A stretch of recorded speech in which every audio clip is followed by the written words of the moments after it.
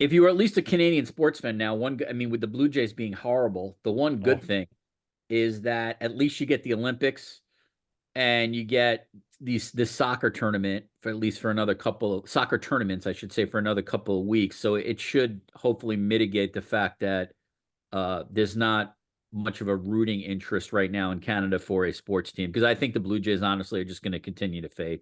If I had to guess now, I think they finished 10 games under 500, and maybe that's too optimistic. Well, well, that's where they're going. That's Yeah. the direction they're in. I don't know. George Last Springer hit a minute home run slide. last night, Bob. George What? Springer hit a home run. Yeah, Springer. he got 3 hits too. He did. I know. Yeah, But his back, average is baby. still low. He's not. He's still not hitting 200. He is. Yeah. I know. It's so bad. That I mean the Nadir was last week, but that Red Sox loss in the first game was just so emblematic of the entire. Yeah, I've been reading a lot about this. The people who cover the team, they make a fair point here, even though most of them are like the management has to be front office management has to be changed.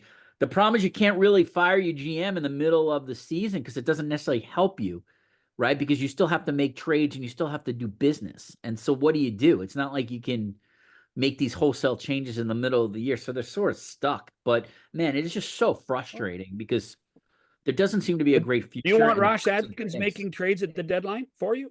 No, I don't. But you still have to have somebody do it, John. Yeah. What do you have an But intern? they have lots of warm bodies there. I guess. Yeah.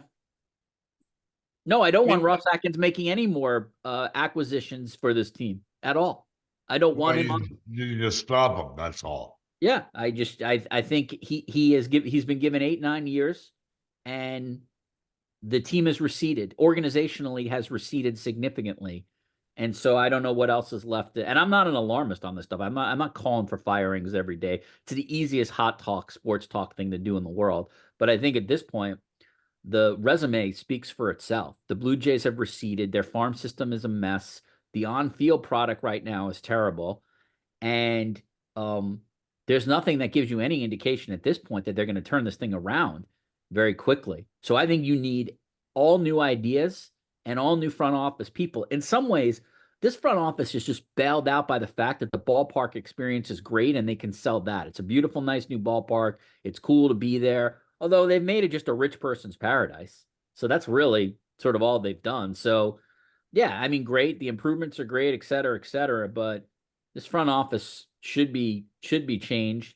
And I mean, John and Bob, you would have a better feel for this than me.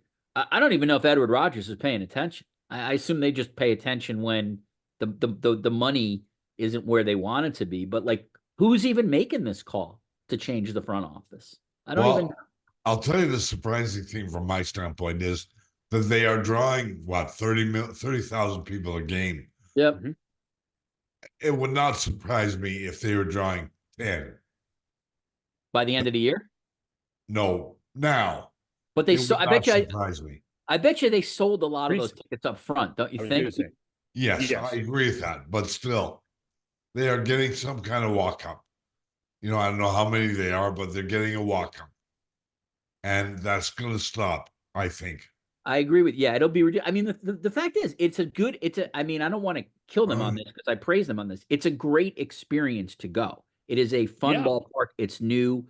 Options are great. It is very expensive. It is not a middle class play anymore. And I think as long as they have that experience, Bob and John, I think they will get decent crowds. But I'm with Bob. I think as the summer goes on, you're going to see less people at the park. Maybe they could sell their tickets for cheap, but you will start to see, I bet, 20,000, 22,000 in actuality, as opposed to close to 40. I agree with Bob. I think you're going to start to see that unless, I don't know, unless the experience is just so great that people there is no unless they need something to do in the summer. Yeah. Well, this is where you look at not the fans in Toronto. You look at the fans in the country, because summer's coming. Yep. And families say, well, what are we going to do? We're going to go on a holiday. Well, let's go to Toronto and let's go watch baseball.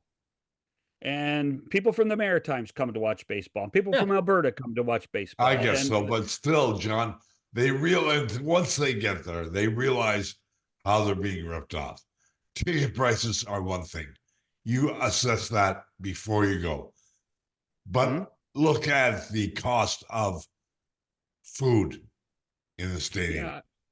It's $30 for like nachos. I may be wrong with that, but it's about what it is. I think it's a little. That's a $30 lot. Hey, But Bob, nachos. come over to my house. They're only 22.